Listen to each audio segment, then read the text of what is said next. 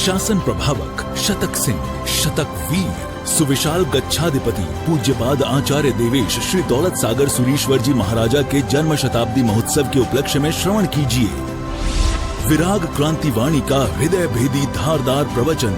जिन शासन जिंदाबाद। क्रांतिकारी प्रवचनकार श्री शत्रुंजय महातीर्थ सेवक, कत्ल खानों के जाहिर विरोधक, लाखों पशुओं के रक्षक, मिशन हिंसा मुक्त पालिताना के मार्गदर्शक, श्वेतांबर मूर्ति पूजक तपोगच्छीय सुविशाल सागर समुदाय के गौरव, पूज्य पन्यास प्रवर श्री विराग सागर जी महाराज।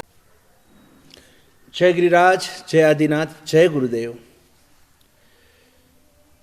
कल के प्रवचन में हमने सुना था अंगम गलितम पलितम मुंडम दशन विहीनम जातम तुंडम वृद्धो याति गृहीत्वा दंडम तदपि न मुंचति आशा पिंडम।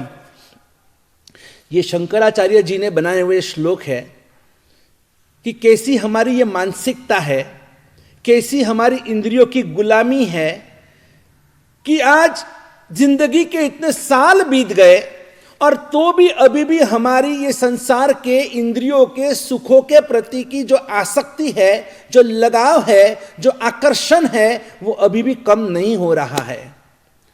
पूरा अंग हमारा देखो, हमारा पूरा शरीर देखो, पहले कैसा रूप था हमारा, आज हमारा रूप क्या हो गया है। कभी कभी हम खुद ही जब अपने पुराने फोटो को देखते थे, अरे ये मेरा फोटो है क्या, हमें कभी आश्चर्य होता है कि मैं भी ऐसा था करके। सब कुछ बदल गया। पहले हम बहुत व्हाइट एंड व्हाइट थे, काले काले हो गए। पहले हम स्लिम थे, अभी जाड़े हो गए, मोटे हो गए। पहले जो भी हमारा रूप था, आज पूरा रूप हमारा चेंज हो गया। पहले हमारे बाल काले थे, आज सफेद हो गए। पहले हमारी बत्ती सी बराबर थी, चमकीली थी, आज देखो तो सब पूरा मुंह अभी चोखटा बिठाना पड़ता है। दांतों के कितने प्रॉब्लम हो गए, कमर का प्रॉब्लम, हड्डियों का प्रॉब्लम, कभी ये नीज का प्रॉब्लम, नी रिप्लेसमेंट। देखो तो पूरा शरीर जो है ना, जिसको हमने सौंदर्य का घर माना था, आज वो हमारा शरीर आज रोगों का, बीमारियों का घर बन गया है। कभी सिर दुखता है, कभी पेट दुखता है, कभी क्या, कुछ ना कुछ इस शरीर के अंदर, इन इंद्रियों के अंदर क्षति आ चुकी है। इतना सब कुछ पता होते हुए भी आश्चर्य देखो, तदपि न मुंचति आशा पिंडम। और तो भी आज भी हमको बाहर घूमना, बाहर का खाना, बाहर यहाँ वहाँ जाना, सब कुछ अच्छा लगता है। इतनी बड़ी उम्र होने के बाद भी अभी भी ब्यूटी पार्लर छूटता नहीं है। आप कहेंगे कि महाराज साहब जी कि देखो, आप भले कहते होगे कि बाल हमारे काले के धोले हो गए, सफेद हो गए, लेकिन फिर भी कोई फर्क नहीं पड़ता। हम तो हेयर डाई करा देते, वापस काले हो जाते हमारे बाल। अगर हमारे शरीर में अगर कोई ऐसे लगता है कि ये स्किन अभी प्रॉपर नहीं, तो हम प्लास्टिक सर्जरी करा सकते हैं। हम वापस जुआन, हम वापस यंग बनना चाहते हैं। अगर दांत टूट भी गए तो हम वापस उसको हम बराबर फिट करते, नए दांत बिठाते हमको, क्योंकि हमको यंग रहना है। आप किसको ठग रहे हो, आप किसको आप फंसा रहे हो? भले पूरी दुनिया को फंसा सकते कि नहीं मैं बुढ़ा नहीं हूं, मैं बुढ़ा नहीं हुआ हूं, लेकिन आप अपने आप को कभी नहीं आप फंसा सकते हो। आपको तो स्वयं को मालूम है कि अब मैं बुढ़ा हो चुका हूं, क्योंकि अब मेरे में वो पहले जैसी ताकत, शक्ति अब नहीं रही है, पहले जैसी कांति अब नहीं रही है, पहले जैसा सत्व नहीं रहा, पहले जैसा रूप नहीं रहा। सब कुछ पता होते हुए भी हम एक दुनिया को अच्छा दिखाने के लिए हम पॉप, पाउडर, लाली, लिपस्टिक, क्रीम, शैम्पू, क्या क्या हम इस्तेमाल नहीं करते हैं। जो शरीर आखिर मिट्टी में मिलने वाला है, जो इंद्रिय आखिर यहां पर छोड़ के जाने वाले हम लोग, और तो भी उन इंद्रियों को पुष्ट करने के लिए, इस शरीर के सुख को पाने के लिए न जाने हम कितने भयंकर पाप कर रहे हैं। अरे शास्त्रों में तो ऐसे दृष्टांत तो मौजूद है। वो परदेशी राजा हो गया, और उस परदेशी राजा जो सूर्यकांता का भरता था, वो सूर्यकांता महारानी, और जब उसे पता चला, जब उसे महसूस हुआ कि आज तक जो पति मुझे इतना इतना सुख और प्यार देता था, लेकिन वो केशी गंधर्व भगवान को पाकर और उनके शिष्यत्व को स्वीकार करके अब ये परदेसी मेरा राजा, अब ये धर्मिष्ठ बन चुका है। जब देखो तब सामयिक, जब देखो तब पौषध, जब देखो तब धर्म, जब देखो तब तपस्या। अब ये मेरे काम का नहीं है, ये मुझे कोई संसार का सुख नहीं दे सकता है, और जो मुझे संसार का सुख नहीं देता वो पत्थर मुझे हटाना जरूरी है। एक महारानी होते हुए भी देखो, एक धर्मिष्ठ राजा परदेशी जो छठ के पारने छठ कर रहा है, जो बेले के पारने बेले कर रहा है, 2 उपवास पारना, और ऐसे करते करते 13 छठ 13 बेले हो चुके हैं। और एक दिन की बात है, पारना करने के लिए वो परदेसी राजा जब बैठा हुआ है, और उस समय वो सूर्यकांता यानी कि उसकी महारानी, और उसने तालपुड़ झेर उस पान के अंदर एक झेर मिक्स किया है, और लास्ट में राजा को कहती है कि महाराज इतने दिन से आप तपस्या कर रहे हैं, अब आखिर में आज एक पान तो खाइए, बहुत स्वादिष्ट पान मैंने आपके लिए बनाया हुआ है। और ऐसा करके फुसला के और राजा को पान खिलाती है, और जैसे ही राजा वो पान खाता है, उसके अंदर तालपुट नाम का वो जहर पॉइजन होता है, जिससे उसके पूरे ये ऊपर का जो हिस्सा होता है मुंह के अंदर पूरा फटता है, और पूरा जहर उसके शरीर में व्याप्त हो जाता है, और वहीं पर वो तड़पने लगता है। और उस समय जो मंत्री वगैरह जो भी आसपास में खड़े होते वो आते करते देखते कि चलो भाई वो मणि लेके आओ कि जिससे इस विष का संवरण हो जाए। लेकिन उसके पहले ही उस सूर्यकांता ने उस मणि को भी छुपा कर रख दिया, ताकि किसी को भी वो मणि मिले ही नहीं, क्योंकि ये राजा को मारना है मुझे। और जब देखा कि राजा तड़प रहा है लेकिन मर नहीं रहा, और उस समय इस स्त्री ने देखो क्या नाटक किया। और ये जो महारानी है, स्त्री को कभी कोई पहचान नहीं सकता है, कहते हैं कि स्त्री को तो ब्रह्मा भी नहीं पहचान सकते, लेकिन इसलिए इस पत्नी ने और अपने पति को मारने के लिए एक तो झेर का तो इस्तेमाल किया, लेकिन अब इससे भी आगे जब उसको पता चला कि अभी भी ये मर नहीं रहा है, और उस समय वो सूर्यकांता अपने बालों को पूरा खुला कर और दौड़ कर आकर और उसको गले से मिलती है। स्वामीनाथ क्या हो गया आपको, आंखें खोलिए। वो ढोंग कर रही है, वो नाटक कर रही है, और ऐसे करते करते ही उसने धीरे से अपने अंगूठा लिया, और अंगूठे को लेकर, और किसी को पता नहीं है, सब तो यही देख रहे हैं कि इस बेचारी महारानी को कितना प्यार है अपने राजा के प्रति। और ये महारानी एक विशेष सुख को पाने के लिए कि नहीं ये राजा मेरे काम का नहीं है और इसलिए इसको मारना जरूरी है, और इसने ढोंगी ये महारानी जो प्रेम का ढोंग कर रही है, नाटक कर रही है, और उसने अपने अंगूठे से उस परदेशी राजा के गले में अंगूठा दबा दिया, और जो भी प्राण बचे थे उस प्राण को उसको निष्प्राण कर दिया, उस राजा को खत्म कर दिया, उसका अंत कर दिया, उसकी मृत्यु हो गई। देखो, एक विशेष सुख को पाने के लिए एक पत्नी ने पति का मर्डर कर दिया, खून कर दिया, हत्या कर दी। ये इंद्रिय सुख है। वो चिलाती पुत्र एक सुषमा नाम के श्रेष्ठी पुत्री के साथ प्रेम में पड़ा, और जब दोनों जन घर से भाग गए, और दोनों भागे तो भागे, पीछे उस सेठ को पता चला, और उसने राजा को कहा, राजा ने अपने सैनिकों को पीछे दौड़ाया, और ये दोनों जंगल से भाग रहे। दोनों के बीच में प्रेम, अगाध प्रेम था, और दोनों ने नक्की किया था कि हम दोनों साथ में जिएंगे, साथ में मरेंगे। लेकिन जब चिलाती पुत्र को पता चला कि नहीं, अभी पीछे राजा ने अपने सैनिकों को भगाया है, कैसे भी करके मुझे बचना जरूरी है, और उस समय सुषमा को कहा जल्दी भाग, दौड़ते हम, और दोनों जन हाथ पकड़ दौड़ रहे। लेकिन पता चला कि वो थक चुकी है। सुषमा ने कहा मेरे से अब मैं नहीं दौड़ सकती, नहीं भाग सकती हूं, तो क्या करूं? तब चिलाती पुत्र ने कहा नहीं, मैं तुझे छोड़ नहीं सकता हूं, मैं तेरे बिना जी नहीं सकता हूं, चल एक काम कर, तू मेरे पीठ पे बैठ जा। और उस सुषमा को उस पीठ पे बिठा दिया, और वो चिलाती पुत्र दौड़ रहा है, लेकिन अब डबल वजन हो गया, खुद का भी वजन और सुषमा का भी वजन, और अभी दौड़ने की स्पीड कम हो गई, और सैनिक पीछे नजदीक आते जा रहे हैं। और ऐसी स्थिति के अंदर और वो चिलाती पुत्र सोचता है कि अब सुषमा को लेकर दौड़ना ये मेरे लिए मुश्किल है, ये भी मरेगी और मैं भी मरूंगा, उससे तो अच्छा है एक उपाय करता हूं कि सुषमा के बिना मैं रह नहीं सकता हूं, लेकिन अगर मैंने सुषमा को छोड़ दिया तो फिर मैं उसके बिना क्या करूंगा, और वो और किसी की हो जाएगी, और वो अगर और किसी की हो जाएगी वो मुझे बर्दाश्त नहीं है। और इसलिए उस चिलाती पुत्र ने क्या किया, हाथ में उसने छड़ी ली, हाथ में तलवार ली, तलवार लेकर और एक ही झटके से उस सुषमा का मस्तक काट दिया, धड़ से सिर अलग कर दिया, और वो हाथ में बाल लेकर, चोटी लेकर, और सिर्फ मुंह हाथ में लेकर धड़ वहीं पर पड़ा हुआ है, और वो मस्तक लेकर भाग रहा है। एक हाथ में रक्त रंजित तलवार है और दूसरे हाथ में सुषमा का मस्तक है। वो पूरा खून पूरे जंगल में देखो तो मस्तक में से खून की धारा बह रही है। ये कैसा प्रेम है? ये कौन सा प्रेम है? अगर वो मेरी नहीं तो और किसी की नहीं हो सकती है। एक इंद्रिय के सुखों के पीछे हमने अनंत संसार बढ़ा दिया हमारा। हमने कहते गुजराती में राची माची नाची ने कितने पाप हमने कर दिए, हमने कितने खून खराबे किए, हमने कितने जीवों की हत्या की। एक आपको बताऊं मैं, ये जो आप कभी गर्मी जब आपको लगती है ना, जब गर्मी लगती है, जब आप पंखे चालू करते हैं, एसी चालू करते हैं, कूलर चालू करते हैं, आपको पता है कि उसमें कितने जीव मरते हैं। लेकिन फिर भी एक हम बस अपने इस इंद्रियों को, इस शरीर को सुखी बनाने के लिए हम असंख्य वायुकाय जीव, तेवकाय जीवों की हत्या कर देते हैं। नहाने को जाते, स्नान करने को जाते हैं तो स्नान घर में, बाथरूम में भी आप देखो बहुत गर्म पानी है तो गर्म में वापस ठंडा मिक्स करते हैं।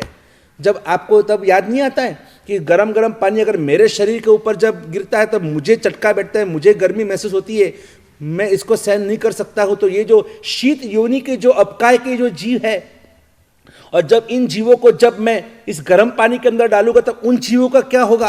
वो बेचारे जीव कितने तड़प तड़प के मर जाएंगे। कभी अगर आपके आंखों में साबु चला जाता है तो आपको दर्द होता है, आपकी आंखें जलने लगती है, पानी पानी पानी के आप वहां पर बूमा बूम कर देते हैं, भाई पानी का लाओ, पानी लाओ, पानी। किसी ने अगर बाल्टी अगर छुपा दी गलती से भी तो भी हम लोग चिल्ला, हमको गुस्सा आ जाता है, अरे मेरी आंखें जल रही है। कभी आपको कभी ये विचार नहीं आया कि जब ये साबु वाला पानी गटर में जाएगा, गटर के अंदर जो गटर के जो जीव है उनकी आंखों में जब ये केमिकल वाला साबु वाला पानी जाएगा तब क्या होगा? पहले के जमाने में ये सब सोच, हमारे जो बुजुर्ग थे ये सब सोचते थे और इसीलिए बेसन के आटे से स्नान करते थे, अपने शरीर की शुचिता बेसन के आटे से करते थे, बेसन से करते थे। लेकिन आज देखो हम लोग ये केमिकल सिर्फ एक सौंदर्यता के लिए, इस शरीर को पुष्ट करने के लिए, इस शरीर को बेहतरीन बनाने के लिए, इस शरीर की शोभा के लिए, इसकी सुंदरता बढ़ाने के लिए हम कितने हिंसक पदार्थों का उपयोग कर रहे हैं। हमें खुद को नहीं पता कि हम कितनी हिंसा कर रहे हैं। हम अहिंसा से हिंसा के इस गड्ढे के अंदर ऐसे तो गिर चुके हैं कि हर तरह जहां देखो वह पाप पाप और पाप की दुनिया में हम रचपच हो गए हैं।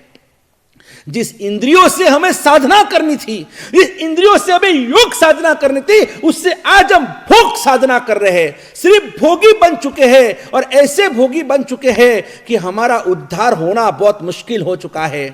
रत्नाकर सुरेश्वर जी महाराजा ने बहुत सुंदर एक स्तुति लिखी है रत्नाकर 25 के अंदर।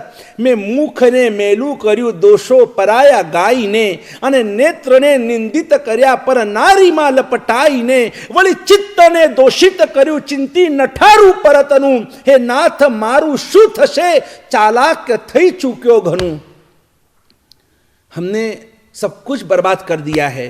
गाकर पराए दोष मेरे होठ गंदे हो गए, गाकर पराए दोष मेरे होठ गंदे हो गए, और ये नैन मेरे लुब्ध हो खूबसूरती में खो गए। और पाकर ये सब जो कुछ, ये हमारा जो ये मन है ना, इतना सुंदर मन पाकर भी आज हमने इस मन का क्या उपयोग किया है? क्या उपयोग किया? इस मन से भी हम किसी ना किसी का गलती सोचते आए हैं। और इसीलिए ये जो हमारी अधमता है, इस अधमता से हमें वापस हमको रिवर्स करना होगा। आत्मा का स्वभाव है ऊर्ध्वीकरण। आत्मा का स्वभाव है हमेशा, जिस तरह से लकड़ी पानी में तिरती है उसी तरह से हमारा स्वभाव भी ऊपर जाना, मोक्ष में जाना ही है। लेकिन ये जो हमारी इंद्रिय की गुलामगिरी है, और इस गुलामगिरी के कारण वो ऐसे ऐसे चिकने कर्मबंध हमने किए हुए हैं जिसकी वजह से, और वो कर्म हमको मोक्ष में जाने ही नहीं देती। वो पत्थर है, वो लोहा है जो उस लकड़ी को नीचे, पानी में नीचे खींच के चला जाता है। वैसे इस चार गति रूप संसार के अंदर हम सतत जो हम बार बार हम परिभ्रमण जो कर रहे हैं ना, उसकी एक ही वजह है। कौन सी वजह पता है? ये इंद्रियों के, जो इंद्रियों का आकर्षण है। 5 इंद्रियों के 23 विषय होते हैं, और उसमें जो हम राग और द्वेष करते हैं, कभी रति और अरति करते हैं, ये पसंद है, ये नापसंद है, ये मुझे अच्छा लगता है, ये मुझे अच्छा नहीं लगता है। और उसी की वजह से हम संज्ञा प्रधान बन चुके हैं। जो हमें आज्ञा प्रदान बनना था वहां पर हम संज्ञा प्रदान बन चुके हैं। 3 कैटेगरी के इस जीव आपको इस पूरे दुनिया में देखने को मिलेंगे: संज्ञा प्रदान, प्रज्ञा प्रदान और आज्ञा प्रदान। ये 3 प्रकार के जीव है। या तो कोई आपको जीव जो मिलेगा वो तो या तो संज्ञा प्रदान होगा, या तो वो ये प्रज्ञा प्रदान होगा, या आज्ञा प्रदान होगा। संज्ञा यानी क्या? आहार, निद्रा, भय, मैथुन वगैरह ये सब संज्ञा है, यानी कि इसके बिना जैसे हम रह ही नहीं सकते हैं। लेकिन ये ऐसा नहीं है, हम आहार के बिना भी रह सकते हैं, हम मैथुन के बिना भी रह सकते हैं, हम परिग्रह के बिना भी रह सकते हैं अगर रहना है तो, अगर हम चाहे तो। Where there is a will there is a way. अगर चाह है ना तो राह भी मिलेगी आपको। लेकिन हम तो ये समझ रहे भाई इसी में सुख है, खाने में सुख, पीने में सुख, कपड़े पहनने में, अच्छे अच्छे कपड़े पहनने में सुख, अच्छे दागिने पहनने में सुख, हरने फरने घूमने में सुख, पिक्चर देखने में सुख, टीवी में सुख, मोबाइल में सुख, ये सब जो सुख है ये साधन से मिले हुए सुख है। और इसीलिए साधन से मिले हुए सुख होने से कि ये सुख कभी भी परमानेंट हमें मिल ही नहीं सकते, क्योंकि वो सुख कब तक है? जब तक साधन है तब तक, जब तक मोबाइल है तब तक, जब तक टीवी चालू है तब तक, जब तक व्यक्ति आपके सामने है तब तक उसका रूप आपको देखने को मिलेगा, तब तक आपको वो सुख मिलेगा। यानी ये जितने भी खाना है तब तक, खाना अंदर जाने के बाद वही खाना अगर उल्टी के द्वारा या फिर अशुचि के द्वारा बाहर निकलता है, कोई देखने को भी राजी नहीं होता है। आपको पता है जटाशंकर जी महाराज, जटाशंकर पंडित जी, जटाशंकर पंडित जी जहां जहां भी जाते थे खाना खाने के लिए, उनको जहां जहां भी उनको नोतरा दिया जाता था तो वो सबसे पहले क्या करते थे? खाना खाने को बैठते हैं तो सबसे पहले वो चावल खाते थे। सबसे पहले चावल खाना, फिर उसके बाद दब्बानम दाबियानम, 1 लड्डू, 2 लड्डू, 4 लड्डू, 10 लड्डू, 15 लड्डू, लड्डू पे लड्डू, लड्डू पे लड्डू। और जब लगा कि बहुत अभी हो गया, बस पेट भर गया, आखिर में वापस चावल मंगाते थे। जनरली लोग क्या करते हैं? चावल सबसे लास्ट में खाते हैं, है ना। लेकिन ये जटाशंकर पंडित जी ऐसे थे, पहले चावल खाना, उसके बाद लड्डू खाना, लास्ट में वापस चावल खाना। किसी ने पूछा पंडित जी आप ऐसा क्यों करते हो? पंडित जी ने कहा कि देखो भैया, मुझे लड्डू बहुत इष्ट और मुझे बहुत प्रिय है, और इसलिए मैं पहले चावल खाता हूं, लास्ट में चावल, बीच में लड्डू खाता हूं। लेकिन उसकी वजह क्या है पंडित जी, वो तो बताइए। तो पंडित जी ने कहा कि देखो, अब जैसे पहले चावल खाया तो सबसे नीचे चावल चला गया, फिर मैं ऊपर लड्डू खाता हूं तो लड्डू लड्डू लड्डू लड्डू लड्डू यहां तक लड्डू आ गए, और लास्ट में वापस चावल खाता हूं तो जो लास्ट का चावल यहां तक आ गया। तो ऊपर चावल, नीचे चावल, बीच में लड्डू। अगर समझ लो तबियत बिगड़ भी जाए और उल्टी हो जाए तो ऊपर से चावल निकलेंगे, और अगर समझो कि अगर डायरिया हो गया, 10 भी लग गई, तो भी नीचे से भी चावल निकलेंगे, लेकिन लड्डू तो पेट में रहेंगे। और लड्डू मुझे बहुत प्रिय है। ये कैसी इंद्रिय की गुलामी है? और ऐसी गुलामगिरी आज तक हम वही तो करते आए हैं। लेकिन अब ये चातुर्मास बैठ चुका है, और चातुर्मास की साधना करने के लिए स्फुर पौरुषम, अभी हमको प्रचंड पुरुषार्थ करना है। हम अपने इंद्रियों को काबू में लेना चाहते हैं, हम मन का निग्रह करना चाहते हैं, और इस मन को निग्रह करने के लिए, इंद्रियों को वश करने के लिए अब हमें कुछ ऐसी अद्भुत साधना को समझना है। समझेंगे हम जरूर, निश्चित रूप से। इस कैसे हम साधना करेंगे जिससे हमारे इंद्रिय वश में हो, क्योंकि इंद्रिय वश में हो गए, कहते हैं कि मन मरणे इंद्रिय मरणम, इंद्रिय मरणे मरमति कम्माइम, मन मरणे न मोक्षम तम्मा मन मारणम पवरम।